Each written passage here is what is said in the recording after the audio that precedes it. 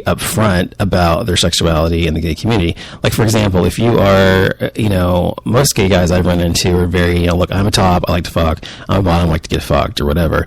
And they're not, like, gun shy about it. And it's one of the things I think is great about the gay community. We're not real shy about being what we are, and about sex in general. I think there's such a puritanical, nonsensical ridiculousness about heterosexuality when it comes to their sex. I mean, not all of them, not everybody who's heterosexual is like this, of course, but a lot of them are very, very much into looking so perfect and virginal. Like, especially if you're a woman, women have to be so, like, perfectionist and perfect and virginal or whatever, and they also have to be a fucking whore in bed. So it's like, I would hate to have to be a heterosexual woman. And guys can do whatever the fuck they want when you're heterosexual, and no one judges them. So I think there's a total double standard when it comes to the heterosexuals.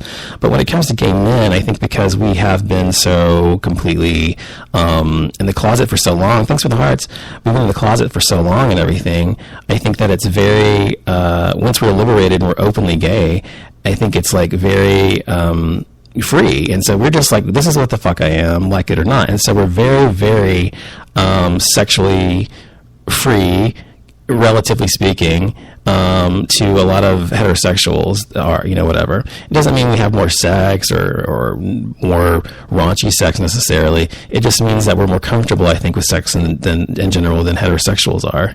Especially, I think, because, heterosexuals have to kind of fumble around in the dark, kind of figure things out, because they don't really know what the fuck they're doing.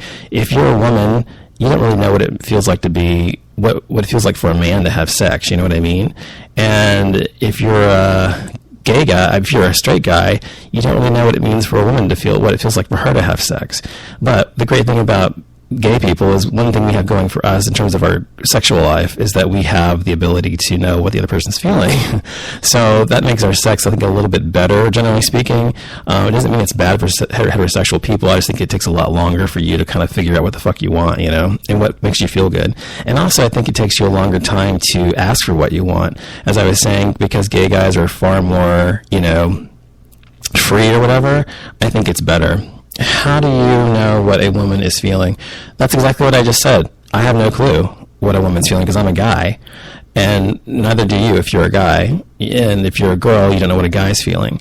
But if you're gay and you have two gay men who are having sex with each other, they know what each other's feeling. If you have two lesbians having sex with each other, they know what each other's feeling. They know what feels good to one another, where to hit the right spots and everything else. And you can study a book, you can read about it, but you never really know because you're not a girl if you're a guy, you're not a guy if you're a girl. So that's what I'm saying. Intrinsically, gay sex is better because we have the same parts. But anyway, so when we talk about labels and stuff, people often are going on and on and on about how these things this is what you are. You have to fit in a particular category. I think fitting in a category is stupid. I mean, you've got to really try to fucking be who the fuck you are, no matter what you do. Because regardless of what somebody says you are, no one else can define you but you, right? You gotta live your fucking life, and you gotta be what the fuck you are, whatever that might be. I think people worry too much about labels, fitting in and trying to be something else that they're not. So that's what I want to talk about tonight on that subject. But also, I wanted to talk about the fact that when it does come to labels and people in the gay community especially, we have such a... Justin M. Riley, 10, wants to know, how is it better to put it in the ass than the vagina? I didn't say it was better to put it in the ass than the vagina. It's not any better to put it in the vagina than it is put in the ass. But if you want me to get technical, I'll tell you how it's better. I didn't say that, but if you want to know, it actually is for a guy, because an asshole is actually much tighter than a vagina. That's just fact. That's just the way it is. And gay men are not gay because assholes are tighter than a vagina. They're gay because they're already gay, so they're not going to be having sex with a fucking pussy anyway. It is better.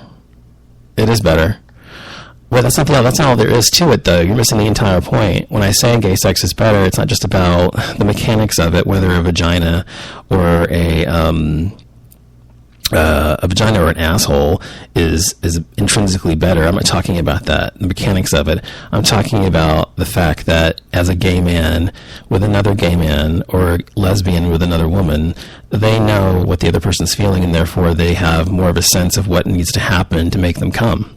Whereas when you're a heterosexual man and with a female, or vice versa, the two of you can, like I said, study it, read a book about it, whatever, but you're never going to really know what the other person's feeling.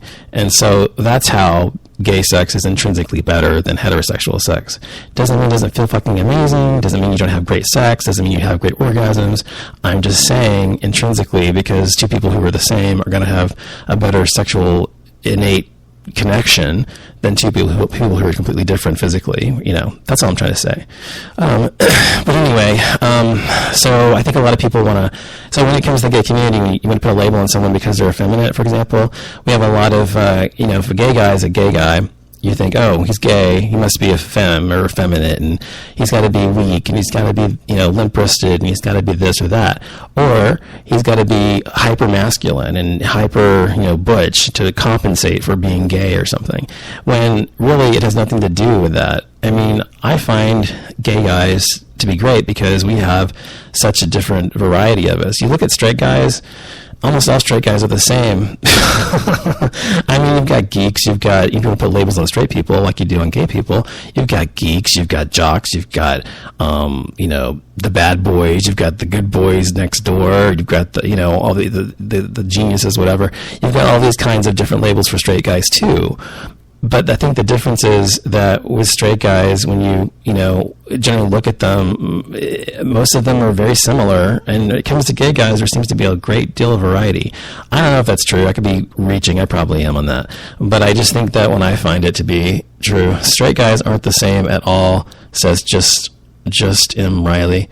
Well, like I just said, I just put them into categories. I know they're different categories, but I think that they are generally all kind of dumb and stupid. They all fall for women's wiles or whatever. I think it's pretty funny to me. Because look, I mean, you know, like all the men in my family, older men in my family, like, you know, around me, cousins and uncles and stuff, they're all like totally pussy whipped, you know? And every man I've ever known, heterosexual man, is kind of pussy whipped. They're like controlled by their women. And that's okay. I think if they want to be pussy whipped, that's cool. I just think that they lose some sort of a sense of self, and they have to always, like, for example, you're looking at heterosexuals, or sexual relationships, the man and the woman. A lot of times the man is in control. It's either the man's in control and he is the one who holds the money, and all these kind of traditional norms we've had with society, trying to say this is the way society is supposed to be traditionally, where a man controls the purse strings and the man's supposed to be the head of the household, blah, blah, blah, whereas a woman is supposed to stay home and barefoot and pregnant. And of course, not every heterosexual relationship is that way, any more than every gay relationship is a top and a bottom relationship.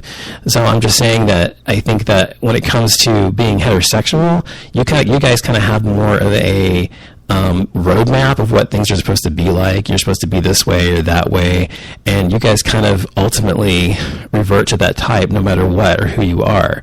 And that's what I mean when I say that the straight guys and are kind of all the same, your relationships are all the same, because it always ends up being the same kind of model, because you've had the same model for hundreds and hundreds of years. Gay guys have to make up, gay guys, lesbians, whatever, our own way.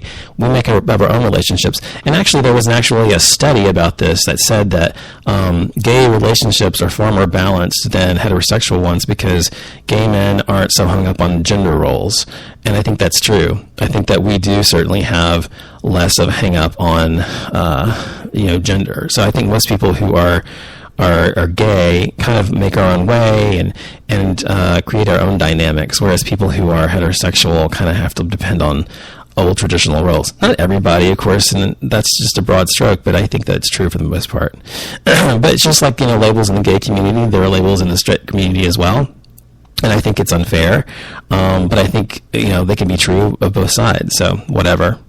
Last thing I want to talk about before I go is I wanted to talk about the fact that the Periscope is fucking addictive. Not being on it, I mean, I'm just doing this for fun, just to be on it and talk. But when it comes to watching other people and stuff. I mean, last night I think I spent like hours on Periscope, just like talking to people. I mean, on different shows.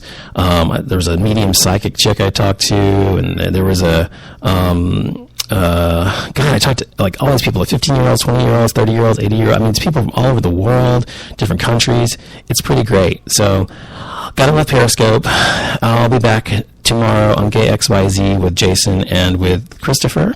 Be sure to check us out at gayxyz.com. We'll be back then. Thanks for listening, and I'll talk to you later. Good night.